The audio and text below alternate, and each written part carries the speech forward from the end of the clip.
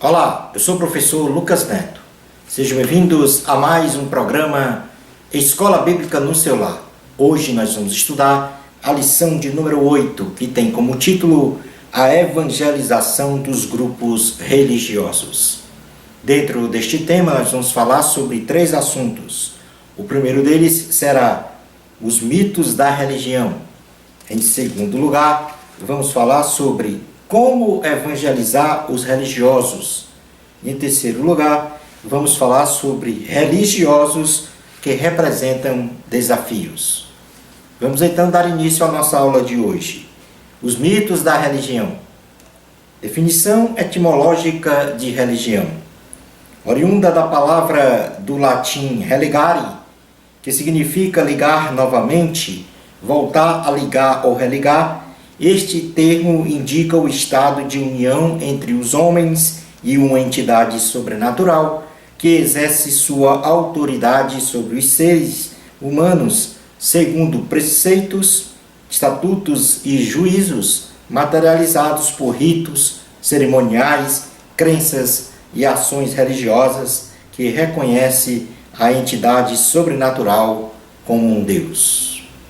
Na definição secular de religião, é um culto prestado pelos homens às entidades que se acredita terem poderes sobrenaturais, onde através da fé e das práticas religiosas, as pessoas buscam a superação das aflições de toda e qualquer ordem da vida, visando alcançar a plena felicidade. Já a definição bíblica de religião diz que é a revelação particular e pessoal de um Deus detentor de atributos naturais, onisciência, onipresença, onipotência e também de atributos morais, bondade, amor, longanimidade, manifestado nos céus e na terra, pelas coisas criadas, bem como na sua poderosa palavra e também na sua vontade gravada na consciência dos homens, sendo estas revelações e poder plenamente reconhecidos e experimentados pelos homens. O Estado laico brasileiro. A garantia do exercício religioso na Constituição brasileira. A Constituição da República Federativa do Brasil assegura em seu artigo 5º, inciso número 6, do capítulo número 1, dos direitos e deveres individuais e coletivos, em seu título 2, dos direitos e garantias fundamentais, a liberdade de consciência e de crença a qualquer pessoa, inclusive com livre exercício de culto e proteção aos locais de culto e liturgias, conforme o seguinte texto.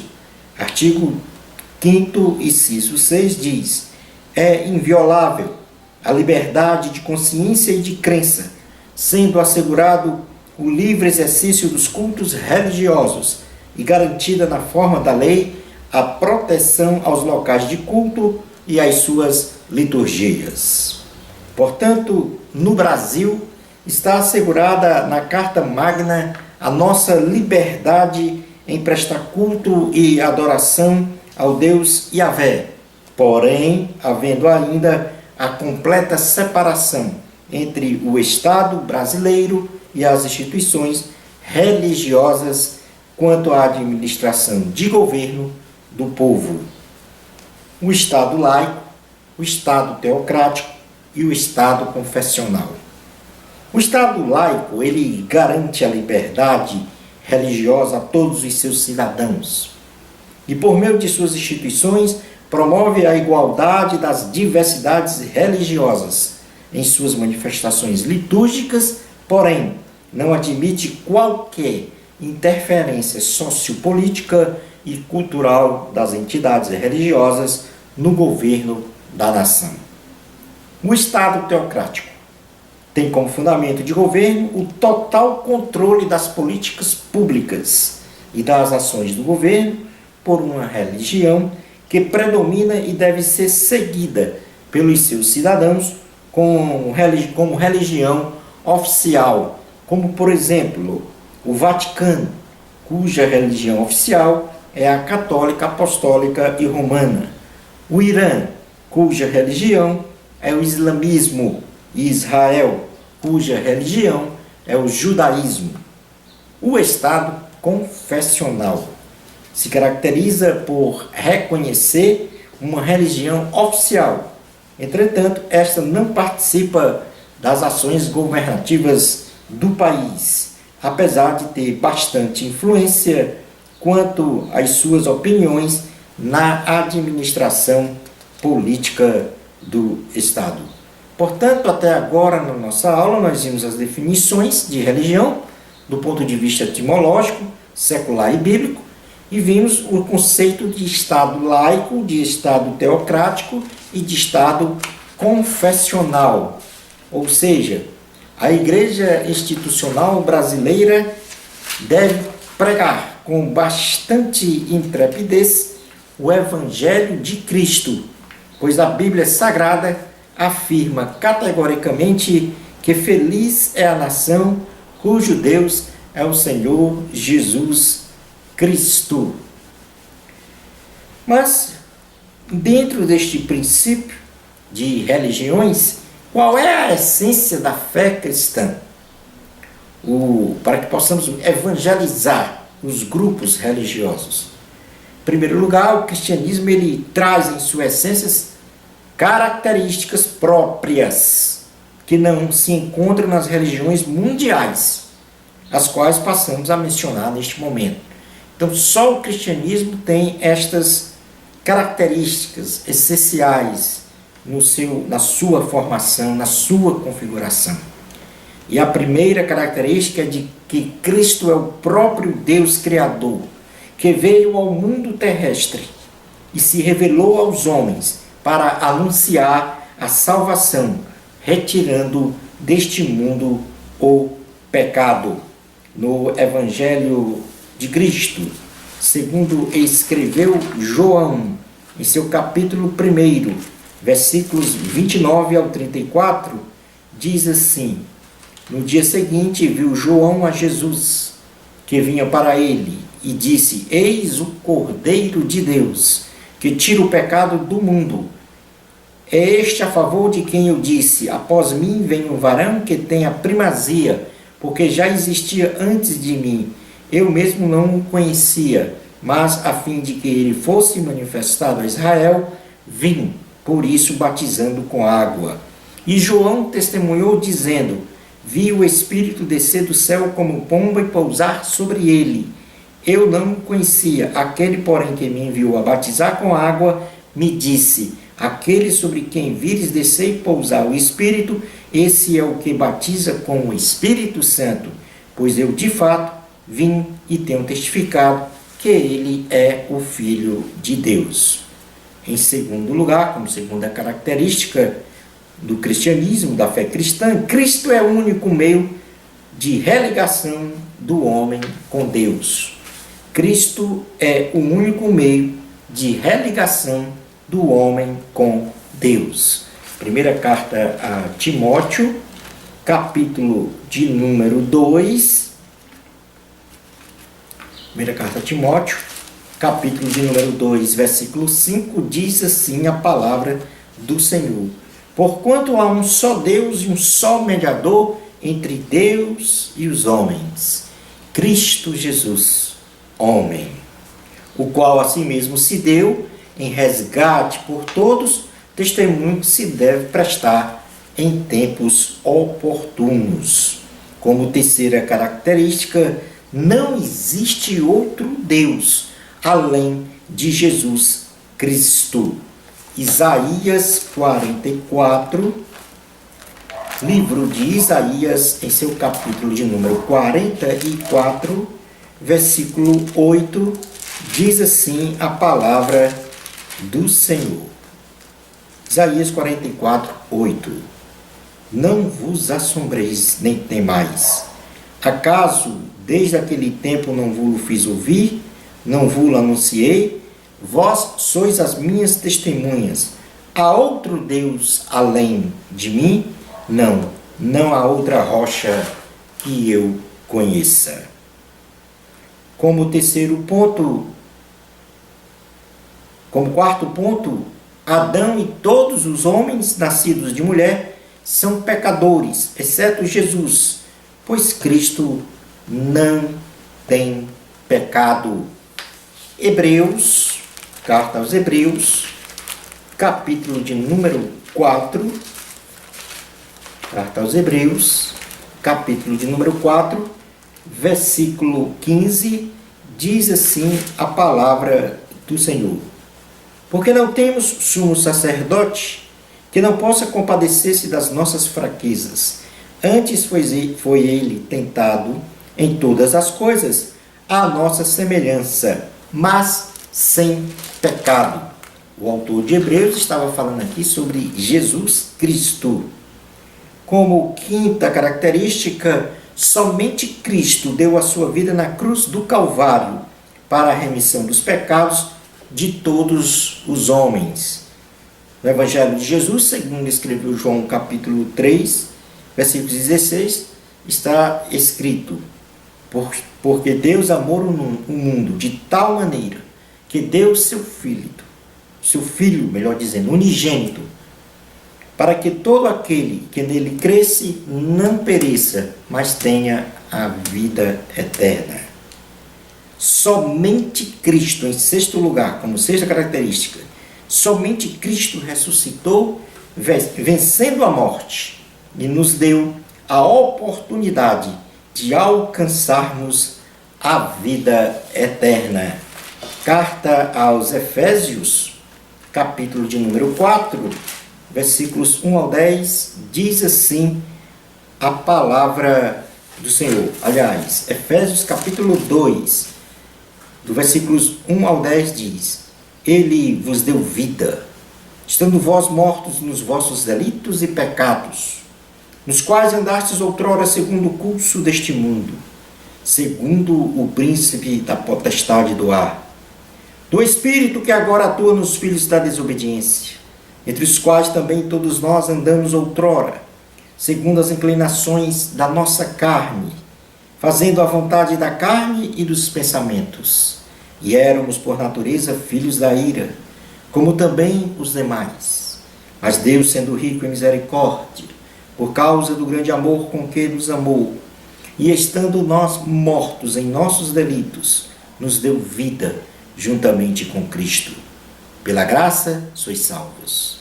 E juntamente com Ele nos ressuscitou, e nos fez assentar nos lugares celestiais em Cristo Jesus, para mostrar nos séculos vindouros a suprema riqueza da sua graça, em bondade para conosco em Cristo Jesus.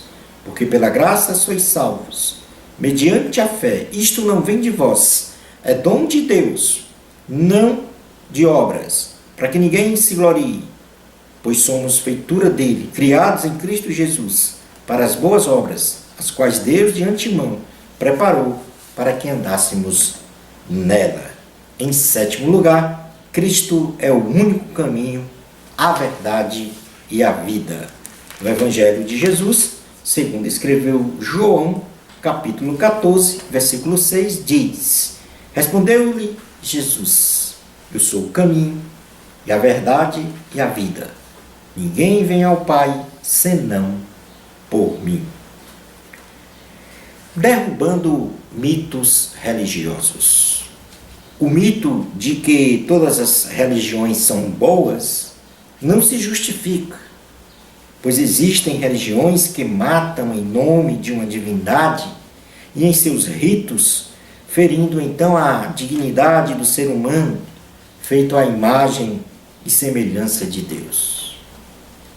Em segundo lugar, o mito de que nenhuma religião é verdadeira fere a honra de Jesus Cristo, que disse que Ele é o caminho, a verdade e a vida. Em terceiro lugar, o mito de que todas as religiões levam a Deus, em certo aspecto, tem respaldo teológico. Se raciocinarmos da seguinte forma: aqueles que se arrependeram de seus pecados, crendo no sacrifício de Jesus Cristo na cruz do Calvário, terão vida eterna com Deus. Porém, aqueles que não se arrependeram de seus pecados, seguindo aos outros deuses, terão condenação eterna no lago de fogo e enxofre. Portanto, todos serão julgados por Deus. Portanto, todos os caminhos levam a Deus, mas um só caminho, Cristo Jesus, leva a Deus para a salvação e vida eterna. E todos os outros caminhos também levam a Deus, mas para um julgamento de condenação e morte eterna. Item número 2 da lição. Como evangelizar os religiosos? Fé no contexto das religiões mundiais. Não adotaremos neste ponto da lição uma análise pormenorizada das principais religiões do mundo, no que tange a fundador, profissão de fé, pressupostos, princípios, diretivas de condutas, por não ser o objetivo primordial desta lição. Entretanto, as religiões mundiais, apesar de suas diversidades de ritos, ações cerimoniais e crenças, possuem similaridades a respeito de suas características, aos quais passamos a mencionar agora. As crenças dos adeptos de uma religião estão suportadas na fé de uma divindade ou divindades sobrenaturais, denominadas deuses. Esta é a primeira característica das religiões mundiais. Em segundo lugar, a religião prefigura uma representação coletiva de uma fenomenologia social que supera a relação íntima e individual com o divino. Em terceiro lugar, a religião é representada para o público através de símbolos, rituais, cerimoniais e valorização ao sagrado. Em quarto lugar, a religião, sistematicamente, se apoia em escritos que regem, legitimam, explicam e fundamentam a fé dos adeptos. Assim, a religião tem como objetivo final, através do religar o homem com a entidade divina, a condição de ter paz interior e de ser feliz, ou seja, buscar uma permanente felicidade em sua vida. Portanto, não devemos discutir nem depreciar qualquer religião, mas temos a obrigação de mostrar a verdade da palavra de Deus, lembrando sempre que não somos donos da verdade, mas temos ao nosso lado a verdade absoluta, que é Cristo Jesus, que deve ser apresentado a todos os adeptos de qualquer religião. Relacionamento com pessoas de outras crenças. Alguns princípios imprescindíveis devem fazer parte de nosso relacionamento com todas as pessoas que professam ou não Jesus Cristo como Salvador e Senhor da humanidade, mas especialmente o princípio de ser um bom exemplo. Em tudo que somos e fazemos é essencial para glorificar a Deus e mostrar para as pessoas que detêm uma fé diferente da nossa, de que somos filhos do único e verdadeiro Deus. O apóstolo Paulo deseja que o seu discípulo Tito, na carta a Tito, se torne um padrão entre os crentes, especificamente nas boas obras e no ensino, com integridade, com linguagem sadia e irrepreensível, demonstrando toda a dignidade moral de forma ilibada. Esta orientação nos remete a uma mesma orientação de Paulo ao jovem Timóteo, para que trabalhem diligentemente na obra do Senhor, não permitindo que ninguém desprezasse a sua mocidade, ou seja, presumidamente pouca maturidade em relação aos homens, mais experimentados teologicamente e de longos anos de vida vivida. Paulo conclama Timóteo a ser um padrão dos fiéis, isto é, ser um exemplo fidedigno de homem de Deus entre os fiéis, na palavra, no procedimento, no amor, na fé e na pureza. Isto na primeira carta a Timóteo, capítulo de número 4. Primeira carta a Timóteo, capítulo de número 4, versículos 11 ao 14, diz o seguinte: ordena e ensina estas coisas. Ninguém despreze a tua mocidade. Pelo contrário, torna-te padrão dos fiéis, na palavra, no procedimento, no amor, na fé, na pureza. Até a minha chegada, aplica-te à leitura, à exortação, ao ensino. Não te faças negligente para com o dom que há em ti, o qual te foi concedido mediante profecia, com a imposição das mãos dos apóstolos. Do presbítero, melhor dizendo. Versículo 15. Medita estas coisas e nelas sê diligente, para que o teu progresso a todos seja manifesto. Tem cuidado de ti mesmo e da doutrina. Continua nestes deveres, porque fazendo assim, salvarás tanto a ti mesmo como aos teus ouvintes. Na palavra, ou seja, trazendo então esta exortação para o contexto da nossa relação com pessoas de uma fé diferente, o que significa então ser exemplo entre os fiéis e não fiéis? Na palavra, no procedimento, no amor, na fé e na pureza.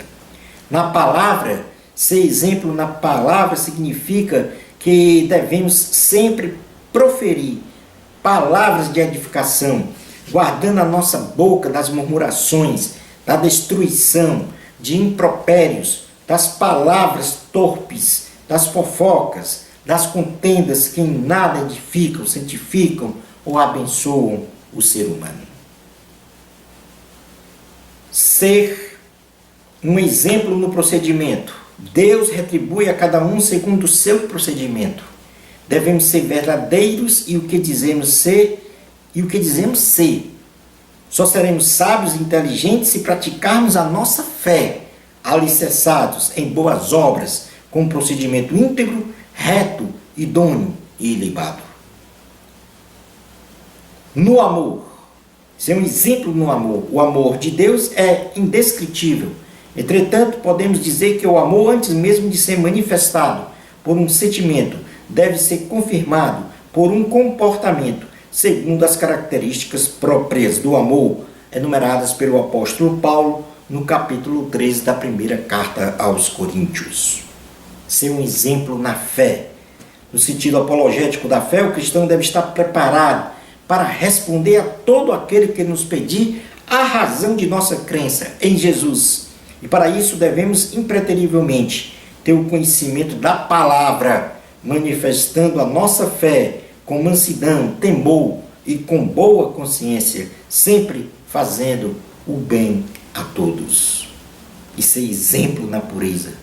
A pureza que é tipificada de viver sem a contaminação, a corrupção dos valores do mundo, regidos pelo amor ao dinheiro, busca pelo poder a qualquer preço e principalmente pelas perversões sexuais muito incidentes na sociedade.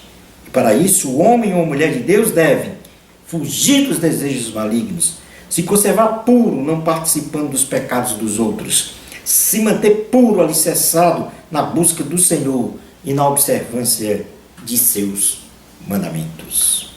Sendo um padrão dos fiéis, um exemplo consubstanciado na palavra, no procedimento, no amor, na fé e na pureza, seremos salvos e promoveremos a oportunidade de nossos ouvintes que professem ou não a nossa fé em Jesus Cristo de se salvarem da condenação eterna, como acabamos de ler no texto da primeira carta a Timóteo, capítulo 4, do versículo 11 até o 16. Passemos agora ao item 3 da lição, religiosos que representam desafios. Aqueles que não professam a sua fé em Jesus Cristo como único e suficiente Salvador e Senhor, representam desafios incontestes na evangelização. Porém, eu quero aqui falar sobre um grupo desafiador que vem crescendo. E este grupo ele é super desafiador, porque é um fenômeno que nós chamamos dos ditos desigrejados. E o que é desigrejados? São as pessoas que acreditam que podem praticar a sua fé em Cristo Jesus, sem se congregar em uma igreja formalizada institucionalmente, ou seja, uma igreja denominacional, não tendo então a igreja institucional brasileira, melhor dizendo, não tendo então a obrigatoriedade permanentemente de uma comunhão eclesiástica. Também são conhecidos como os sem igrejas ou desviados.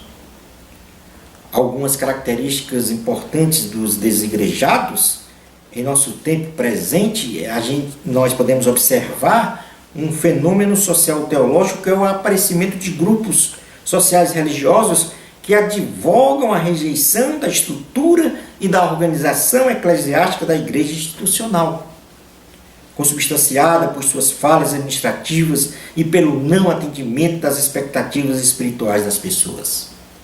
Estes grupos, denominados dos sem igreja ou desigrejados, se fundamentam no princípio de que sua fé em Cristo Jesus pode ser exercida plenamente de forma eficaz, fora da comunhão eclesiástica, ou seja, literalmente excluída de qualquer comunidade cristã, sem observar as suas normas, por entender que estas normas monopolizam o poder e a manipulação de interesses próprios nas mãos de homens.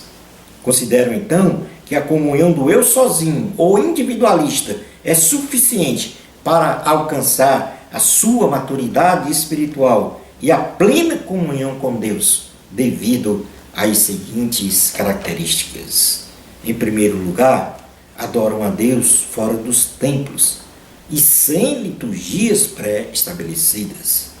Os sem igrejas defendem que a busca e a adoração a Deus não deve ser feita obrigatoriamente em congregação com outras pessoas nos templos, através de liturgias repetitivas, de forma organizada, mas a adoração deve ser feita de forma livre, espontânea, em qualquer lugar, sem interferência organizacional, mas dirigida pelo Espírito Santo, sem obedecer a liturgias engessadas e previamente definidas. Do ponto de vista bíblico, o apóstolo Paulo nos orienta a adorar o Senhor no que concerne a liturgia com salmos, hinos, ensino da palavra de Deus, revelações de Deus, mensagem em línguas estranhas, interpretações dessas mensagens para a nossa edificação e crescimento espiritual, sendo tudo feito com ordem e decência, ou seja, de forma organizada e estruturada. Temos a obrigação de nos congregarmos para adorar e cultuar o nosso poderoso Deus. Isto não quer dizer que a adoração a Deus não possa ser feita na nossa casa ou em qualquer outro lugar. A adoração deve ser feita sempre em espírito e em verdade, porém, segundo o que preceptou a palavra de Deus, ou seja, de forma especialmente congregada. E isso nós podemos ler na carta aos Hebreus, no capítulo de número 10, versículo 23 ao 25, que diz o seguinte: guardemos firme a confissão da esperança sem vacilar, pois quem fez a promessa é fiel. Consideremos-nos também uns aos outros para nos estimular ao amor e às boas obras. Não deixemos de congregar-nos, como é costume de alguns. Antes façamos demonstrações, e tanto mais quanto verdes que o dia se aproxima. Em segundo lugar, como segunda característica importante dos desigrejados, é que não existe a necessidade de termos líder humano. Cada pessoa é um sacerdote do Senhor. Apenas Jesus é o líder supremo. Os sem igrejas acreditam que, sob a direção exclusiva de Jesus e pela prática da palavra de Deus, podem alcançar a maturidade cristã e enxergam a organização institucional eclesiástica como uma estrutura administrativa e hierárquica de cargos, tal qual um organismo empresarial, onde poucos, sem a participação da comunidade, decide por uma maioria, sem a unção e domínio do Espírito Santo. Este pensamento contrasta com a organização da igreja, idealizada e consolidada por Jesus, quando escolheu os 12 apóstolos para administrá-la, e como também instituiu sobre a igreja os ministérios de apóstolos, evangelistas, profetas, pastores e mestres, para que os santos se aperfeiçoassem e tivessem o conhecimento pleno do Senhor. Não havendo dúvidas de que a hierarquia ministerial na igreja é indispensável para a mantença da ordem e da decência, do culto a Deus e crescimento da igreja no sentido numérico e no sentido espiritual. O fato é que os desigrejados existem de forma significativa, onde um dia passaram pelas igrejas cristãs e se desiludiram por alguma razão, seja por terem sido feridos em suas almas pelas lideranças, ou por não concordarem com liturgias, doutrinas, mandos e desmandos, obrigações eclesiásticas, interesses contrariados, ou mesmo observado imperfeições na igreja institucional, e então formaram este considerável batalhão de pelo menos 20% dos que um dia fizeram parte de uma igreja ou nunca acreditaram na instituição igreja. Assim, de cada 4 crentes, um se torna desigrejado, por motivos que deturpam o padrão da verdadeira igreja do Senhor, idealizada por Jesus Cristo. As pessoas não devem balizar sua vida espiritual e muito menos negar a Cristo por causa de homens que deturpam o Evangelho de Cristo. Foi Cristo Jesus que nos deu a bênção da vida eterna pelo fato de ter morrido na cruz do Calvário por todos nós. E assim, não podemos admitir que um homem descomprometido com Cristo, falso representante do Senhor, nos torne desigrejados por causa de uma pseudo-frustração ou decepção. Concluindo a nossa aula de hoje, a nossa postura como servos do Senhor Jesus Cristo deve dignificar, exaltar e glorificar este nome, obedecendo rigidamente as normas estabelecidas por Ele para a sua igreja, a igreja institucional. Devemos nos congregarmos e formarmos uma igreja visível para contrapor com inteligência e mansidão os valores da sociedade e de outros grupos religiosos contrários à palavra de Deus. Bênçãos especiais de Jesus para você.